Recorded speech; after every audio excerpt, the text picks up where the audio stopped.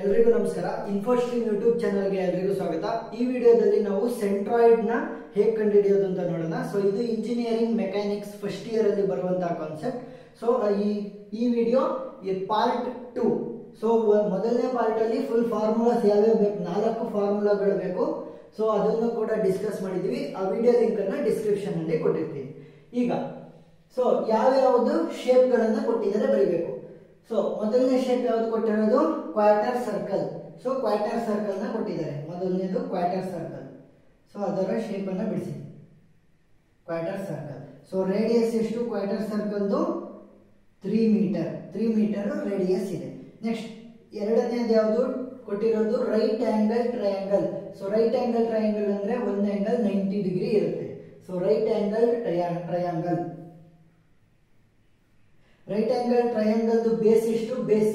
So base ಏನಾಗಿರುತ್ತೆ, ಈ ಒಂದು ಕ್ವಾರ್ಟರ್ ಸರ್ಕಲಿನ ರೇಡಿಯಸ್ ಆಗಿ ಇರುತ್ತೆ. ಸೊ ಕ್ವಾರ್ಟರ್ ಸರ್ಕಲ್ ರೇಡಿಯಸ್ ಎಷ್ಟು? 3 ಮೀಟರ್ ಅಷ್ಟೇ ಇರುತ್ತೆ. ಸೊ ಇದು ಕೂಡ base. So 3 meter. Next height ಎಷ್ಟಿದೆ? ಸೊ ಹೈಟ್ ಬಂದು 6 ಮೀಟರ್ ಇದೆ. ಈಗ ಏರಿಯಾನ ಫೈಂಡ್ ಔಟ್ ಮಾಡಬೇಕು.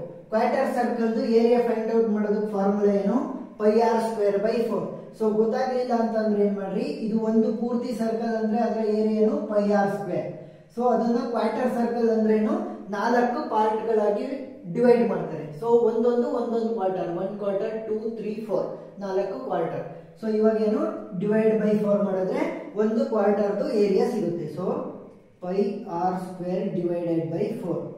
ಸೊ ವ್ಯಾಲ್ಯೂ ಏನಾಗುತ್ತೆ, pi value 3.14 into R, radius ಎಷ್ಟು? 3 ಅಂದ್ರೆ 3² divided by 4. So final value ಏನಾಗುತ್ತೆ,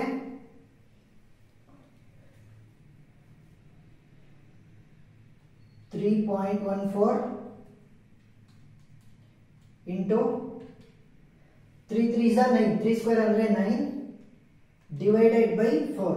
ಸೊ ಫೈನಲ್ ವ್ಯಾಲ್ಯೂ ಎಷ್ಟು ಬರುತ್ತೆ? 7.065 ಏನು ಏರಿಯಾದು. ಸೊ ಮೀಟರ್ ಸ್ಕ್ವೇರ್ ಅಂತ ಆಲ್ರೆಡಿ ಬರ್ದಿದ್ವಿ. ಯಾಕೆ?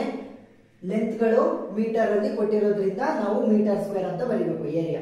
ನೆಕ್ಸ್ಟ್ ರೈಟ್ ಆಂಗಲ್ ಟ್ರಯಾಂಗಲ್ದು ಏರಿಯಾ ಕಂಡುಹಿಡಿಬೇಕು. ಸೊ ಫಾರ್ಮುಲಾ ಏನು, half into base into height.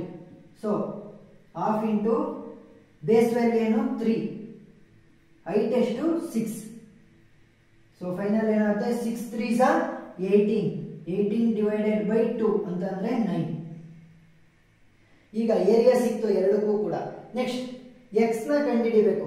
X ಅಂತ ಅಂದ್ರೇನು, ಪ್ರತಿಯೊಂದು ಸಿಂಬಲ್ ಅಥವಾ ಶೇಪ್ ಗಳಿಗೆ ಇರುವಂತಹ ಸೆಂಟ್ರಾಯ್ಡ್ ವ್ಯಾಲ್ಯೂ.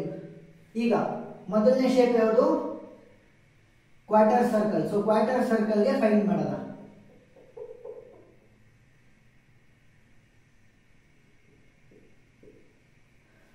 ಕ್ವಾರ್ಟರ್ ಸರ್ಕಲ್ ನೋಡಿ, ಸೆಂಟ್ರಾಯ್ಡ್ ಎಲ್ಲಿರುತ್ತೆ? ಈ ರೇಂಜ್ ಅಲ್ಲಿ ಇರುತ್ತೆ. ಸೊ ಸೆಂಟ್ರಾಯ್ಡ್ ಇದು ಅಂತ ಅಂದ್ರೆ ಈಗ ಏನ್ ಮಾಡಬೇಕು, horizontal distance X, horizontal distance ಮತ್ತೆ ವರ್ಟಿಕಲ್ ಡಿಸ್ಟೆನ್ಸ್, ಇಲ್ಲಿಂದ ಈ ಆಕ್ಸಿಸ್ ಇಂದ ಇಲ್ಲಿವರೆಗೂ ಇರುವಂತಹ ಡಿಸ್ಟೆನ್ಸ್ ಅನ್ನ ಫೈಂಡ್ ಔಟ್ ಮಾಡಬೇಕು. ಈಗ ಎಕ್ಸ್ ನ ಫೈಂಡ್ ಔಟ್ ಮಾಡೋದಿದ್ರೆ ಎಕ್ಸ್ ಗೆ ಇಲ್ಲಿ ಫಾರ್ಮುಲಾ ಇದೆ, ಇಷ್ಟಕ್ಕೆ ಮಾತ್ರ ಬೇಕಾಗಿರೋದು ನನಗೆ, ಇಲ್ಲಿಂದ ಇಲ್ಲಿವರೆಗೂ. ಸೊ ಅದಕ್ಕೆ ಆಲ್ರೆಡಿ ಡೈರೆಕ್ಟ್ ಫಾರ್ಮುಲಾ ಇದೆ. ಏನು? 4r/3π. 4r ಡಿವೈಡೆಡ್ ಬೈ 3π ಅಂತಂದ್ರೆ 4 ಇಂಟು ಆರ್ ಅಂದ್ರೇನು? ರೇಡಿಯಸ್. ಸೊ ರೇಡಿಯಸ್ ಎಷ್ಟಿದೆ? 3 divided by 3 into 3.14. So final value ಏನಾಗುತ್ತೆ, 4 3s are 12 divided by 3.14 into 3 which is equal to 9.42.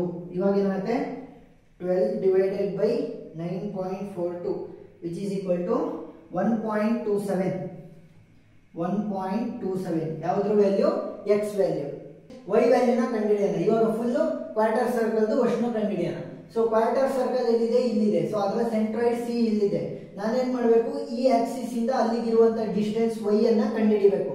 So ಇವಾಗ ಡಿಸ್ಟೆನ್ಸ್ ಎಷ್ಟಾಗುತ್ತೆ? 6 ಮೀಟರ್ ಇಲ್ಲಿವರೆಗೂ ಇದೆ. ಇಲ್ಲಿಂದ ಈ ಆಕ್ಸಿಸ್ ಇಂದ ಇಲ್ಲಿವರೆಗೂ 6 ಮೀಟರ್. ಸೊ 6 ಪ್ಲಸ್ ಇಲ್ಲಿಂದ ಇಲ್ಲಿಗಿರುವಂತಹ ಡಿಸ್ಟೆನ್ಸ್ ಏನಾಗಿರುತ್ತೆ? ಸೇಮ್ 4r/3π ಇರುತ್ತೆ. ಸೊ 4r/3π ನ ಆಡ್ ಮಾಡಬೇಕು. 4r/3π 4r/3π ವ್ಯಾಲ್ಯೂ ಆಲ್ರೆಡಿ ನನಗೆ ಇದೆ. ಏನು? 1.27. ಸೊ 6 ಪ್ಲಸ್ 1.27 ಅಂದ್ರೆ ಏನಾಗುತ್ತೆ? 7.27. ಸೊ ಫೈನಲ್ ವ್ಯಾಲ್ಯೂನು 7.27. ಸೊ ಇದೇನು ವ್ಯಾಲ್ಯೂ ಆಗಿರುತ್ತೆ ಅಷ್ಟೇ ವ್ಯಾಲ್ಯೂ ಇಲ್ಲೂ ಕೂಡ ಇರುತ್ತೆ. ಸೊ ಏನಾಯಿತು, ಅದರ ಜೊತೆಗೆ 6 ಮೀಟರ್ ಆಡ್ ಆದರೆ ಈ ಆಕ್ಸಿಸ್ ಬಂದು ಟಚ್ ಆಗುತ್ತೆ. Final value 7.27.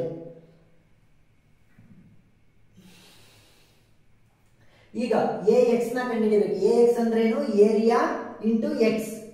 So area value ಏನು 7.065 ಇಂಟು ಎಕ್ಸ್ ವ್ಯಾಲ್ಯೂ ಏನು 1.27 which is equal to 8.97. Next area into Y ಮಾಡಿದ್ರೆ AY ಸಿಗುತ್ತೆ. ಸೊ ಏರಿಯಾ ಎಷ್ಟು 7.065 ಇಂಟು AY, ವೈ ವ್ಯಾಲ್ಯೂ ಏನು 7.27.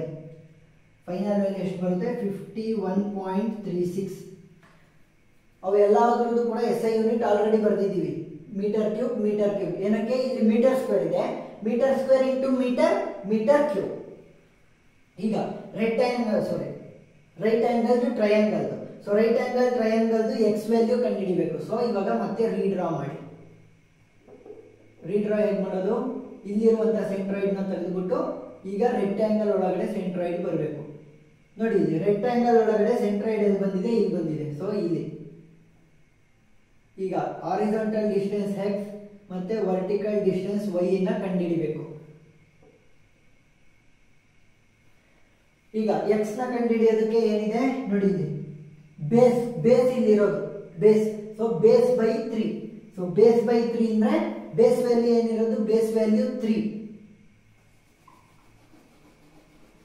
ಬೇಸ್ ಬೈ 3 ಅಂದ್ರೆ ಬೇಸ್ ವ್ಯಾಲ್ಯೂ 3 ಇದೆ. ಸೊ 3/3 ಅಂದ್ರೆ 1.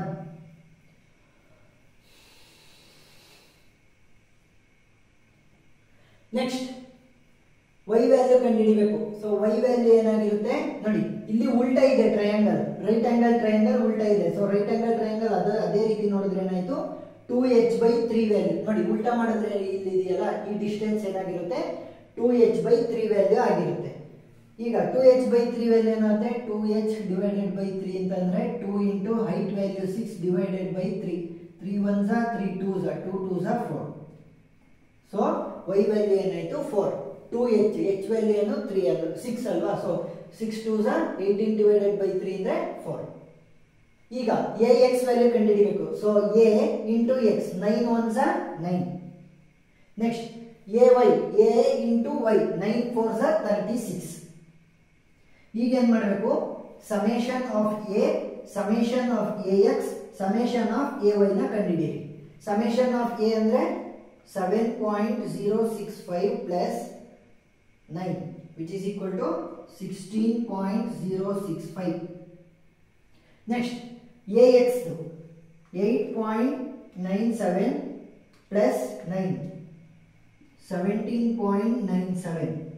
Next 51.36 plus 36 ಎಷ್ಟಾಗುತ್ತೆ 87.36. ಈಗ ಎಲ್ಲಾದ್ರದ್ದು ಕೂಡ ಸಮೇಷನ್ ಅನ್ನು ತಗೊಂಡಾಯ್ತು. ಸೊ ನಮಗೇನು ಕೇಳಿರೋದು ಸೆಂಟ್ರಾಯ್ಡ್ ಎಲ್ಲಿದೆ, ಈ ಓಲ್ಡ್ ಡಯಾಗ್ರಾಮ್ ಎಲ್ಲಾ ಶೇಪ್ಗಳನ್ನು ಸೇರಿಸಿದ್ರು ಕೂಡ ನಮಗೆ ಸೆಂಟ್ರಾಯ್ಡ್ ಎಲ್ಲಿ ಬರುತ್ತೆ ಅಂತ ಕಂಡುಹಿಡಿಯಬೇಕು. So centroid C is equal to x bar, y bar. So ಈ ರೀತಿ ರೆಪ್ರೆಸೆಂಟ್ ಮಾಡಬೇಕು. ಸೊ ಫಸ್ಟ್ ಏನ್ ಮಾಡಬೇಕು, x ಬಾರ್ ನ ಕಂಡುಹಿಡಿಯಬೇಕು, y ಬಾರ್ ನ ಕಂಡುಹಿಡಿಯಬೇಕು. x ಬಾರ್ ಅಂತ ಅಂದ್ರೆ ಏನು, AX summation of AX divided by summation of A. summation of AX divided by summation of A. Next y bar ಅಂದ್ರೆ summation of AY divided by summation of A.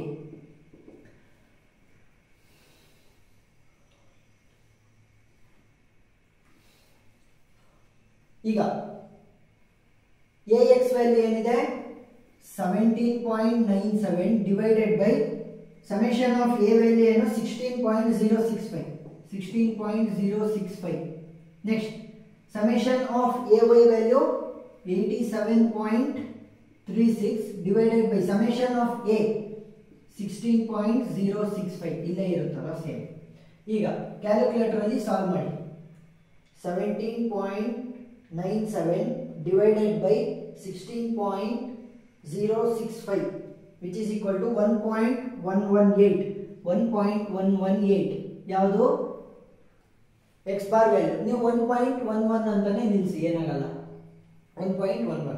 ಈಗ ಇದರ value ಏನಾಯ್ತು 87.36 divided by 16.065 5.43. ಇವಾಗ ಈ ರೀತಿ ಇರೋದನ್ನ ಹೇಗೆ ಬರೆಯಬಹುದು ನಾವು? C is equal to 1.11 5.43. ಒಬ್ಬೊಬ್ಬರಿಗೆ ಇಲ್ಲಿ ಪಾಯಿಂಟ್ಸ್ ಅಲ್ಲಿ ವೇರಿ ಆಗುತ್ತೆ. ಒಬ್ಬರಿಗೆ ಇಲ್ಲಿ 6 ಕೂಡ ಬರ್ಬೋದು, ಇಲ್ಲಿ 1 ಪಾಯಿಂಟ್ ಸಮಥಿಂಗ್ ಒಂದು ಚೂರು ವೇರಿ ಆಗ್ಬೋದು. ಏನಕ್ಕೆ ಅಂತಂದ್ರೆ ನಾವು ತಗೊಂಡಿರೋ ಡೆಸಿಮಲ್ ವ್ಯಾಲ್ಯೂ ಮೇಲೆ. ಒಬ್ಬೊಬ್ರು ಇಲ್ಲಿ 3 ವ್ಯಾಲ್ಯೂಸ್ ನ ತಗೊಂತಾರೆ, ಒಬ್ಬೊಬ್ರು 2 ವ್ಯಾಲ್ಯೂಸ್ ನ ತಗೊಂತಾರೆ ಡೆಸಿಮಲ್ ಅಂದ್ರೆ, ಒಬ್ಬೊಬ್ರು 1 ವ್ಯಾಲ್ಯೂ ನ ತಗೊಂತಾರೆ. ಸೊ ಆನ್ಸರ್ ಏನಾದ್ರೂ ಆ ರೀತಿ ಬಂದ್ರೆ ಏನ್ ಚಿಂತೆ ಬರಂಗಿಲ್ಲ, +or -1 ನಡೆಯುತ್ತೆ, ಮಾರ್ಕ್ಸ್ ಅನ್ನ ಕೊಟ್ಟಿರ್ತಾರೆ. ಸೊ ಸೆಂಟ್ರಾಯ್ಡ್ ಅರ್ಥ ಆಗಿದೆ ಅಂತ ಅನ್ಕೊಂತೀನಿ. ಪಾರ್ಟ್ 1 ವಿಡಿಯೋ ಲಿಂಕ್ ಅನ್ನ ಡಿಸ್ಕ್ರಿಪ್ಷನ್ ಅಲ್ಲಿ ಕೊಟ್ಟಿರ್ತೀನಿ, ನೀವು ಅಸೆಸ್ ಮಾಡಬಹುದು. Thank you.